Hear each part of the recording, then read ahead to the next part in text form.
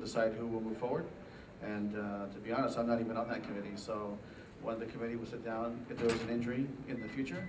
But you know, Fedor would definitely be a possibility. So it wouldn't just be you know, like Shane, I think had a great night tonight, proved himself to be one of the upcoming stars in Strikeforce, as well as Chad.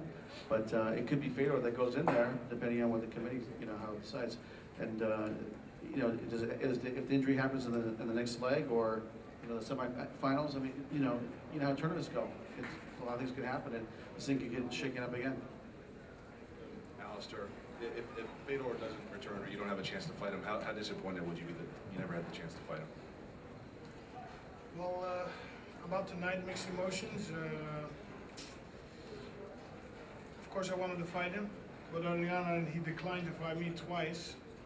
So it's like this. I'm a little bit beyond that. The second time when he declined in October, I decided to go for the K1, and I just let go. Not really thinking about a fight with Fedor right now. In the tournament, he does bring something, so I'm a little bit disappointed he's out of the tournament, because he does give a certain glow to it. But hey, you got to keep performing, you have to keep winning to stay in. So. And Sergey,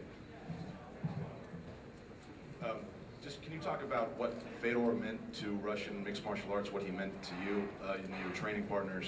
Just speak more about Fedor, please.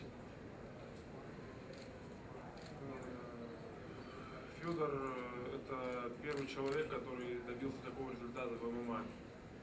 Ему большое уважение. Я всегда равнялся на него и всегда слежу за его боями. К нему большое уважение, вот и все. И в России он очень популярен, его знают, ну, практически все.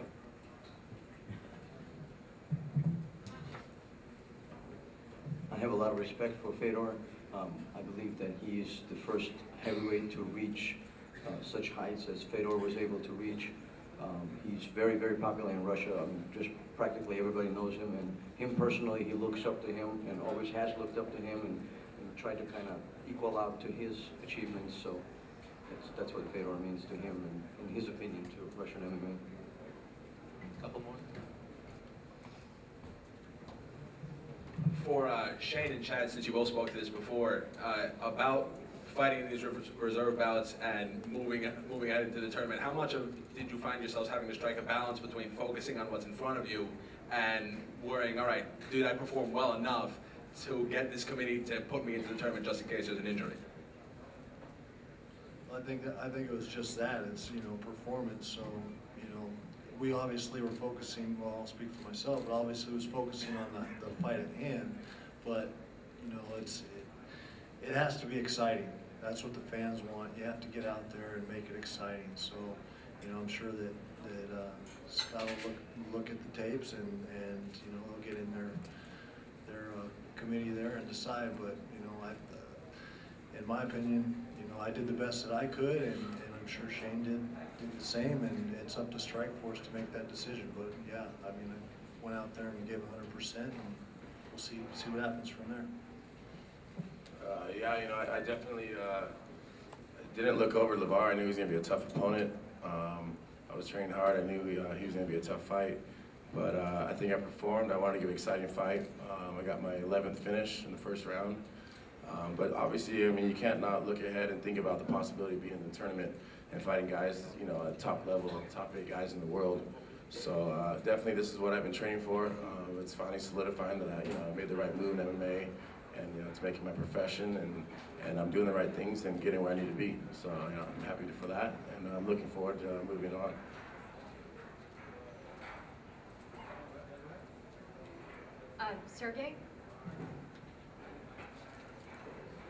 Sergey, could you talk about what you saw from your perspective when you started to trade with Andrei Arlovsky? Did you see any particular weakness that encouraged you to go in the way you did?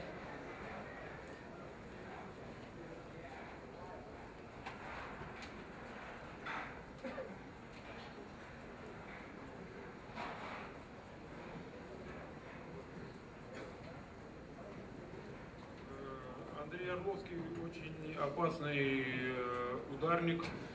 И я, прежде чем выйти на бой с ним сегодня, очень долго просматривал его бои, готовился. Специально со мной работали серьезные тренера.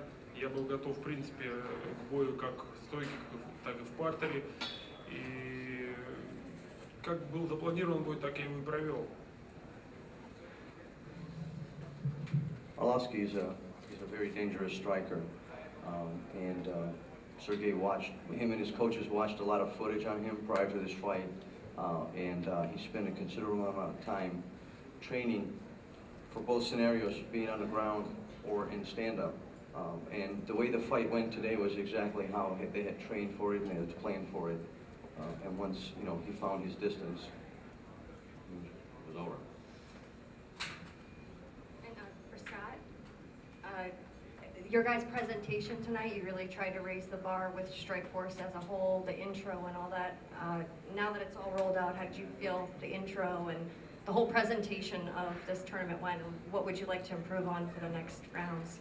I mean, I think that those our guys did a good job. From the time that the last fighter signed his contract for this tournament, it was only 5 weeks, which, you know, we try to at least have, you know, 8 to 10 weeks to promote a fight. And we'd like to have a little bit more time. We could do a lot of more production elements and things like that. I think that, you know, with the past history that where I saw the fights, you know, primarily in Japan and K1, the bar is very, very high. And, you know, we just tried a little bit of this, a little bit of that, and we'll go back and evaluate what worked, what we thought was interesting, but I think we're definitely going to change it up and mix it up from time to time. But the bar has been set very, very high, Loretta, as you know. And if you've been to Japan and seen a fight like Alice and these guys fought, it's unbelievable production over there. But I think that tonight was a good start, and we'll build from there. On saying that she was coming back, any word on an opponent or when specifically she'd be coming back? You know, I'll tell you, we're very excited. I think it's going to be a lot of fun.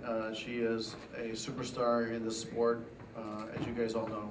And it still is the highest rated show on Showtime for any MMA fight event that they've ever hosted, her versus Cyborg. And as far as her opponent, it hasn't been decided. We just got the call about 2 weeks ago, had a brief conversation. I haven't seen Gina for about a year. This is the first time, but I tell you, I've always believed in my heart, because I've known her for a long time. You know, I met Gina when she was about 17 years old, training at Master Tati's Muay Thai gym in Las Vegas. And even the trainer told me at that time, hey, she has a very fierce spirit, and she's a fighter. And when she fought in August of '09, and she, I'm not sure if you guys know this, but she had an offer to do that film from that event. So the event happened, it didn't work out for her. Christine Cyborg is an amazing fighter, and she got a call from Steven Soderbergh, who is, as you guys know, Ocean's 11, 12. I mean, he's a very famous movie producer. And she got a call to say, look, we would like to put you in an action film, and the movie's called Haywire. And she plays a special agent. So she went right from that fight to literally being thrown into this pretty sizable movie a couple months later, and then she's been doing reshoots and this and that. And she's in this movie is Michael Douglas, Antonio Banderas, Channing Tatum, and it's a big film. So congratulations for her, but I knew that in her heart she wanted to fight again. So, you know, we waited, and now she's back. She'll be fighting in the summertime in June, most likely, end of June. And the opponent hasn't been determined, but we'll probably meet with her management sometime next week and put that together and, you know, get her on her comeback. Scott, 2 questions if I can. Will you guys fight each other? Go first.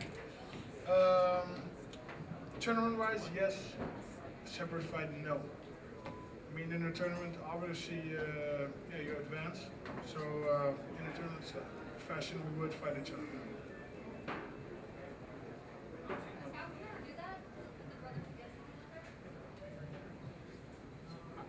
The thing is, I don't think it's necessarily if Scott wants to do it.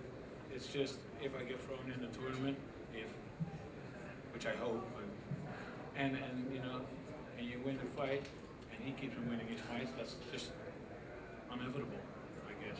So.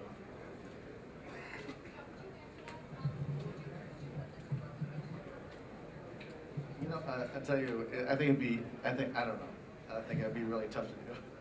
I think that, you know, I'm sure they've had their rumbles, you know, as growing up, you know, but I think we should keep that in the house and not put it in the cage.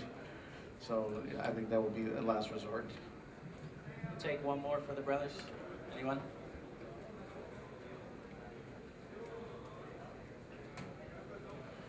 If you guys did face each other, could you pull the trigger and really finish one another? Or would you hold back? It's a legitimate question, and most people couldn't finish it. You know, if I may, I think, you know, it's far away still, you know, so I wouldn't go as far as saying it will happen, it might happen, and if it happens, you know, we're going to keep it excited. So, you know, we just have to wait and see what happens. For me, I'm a professional. If I'm in the ring or cage, I fight.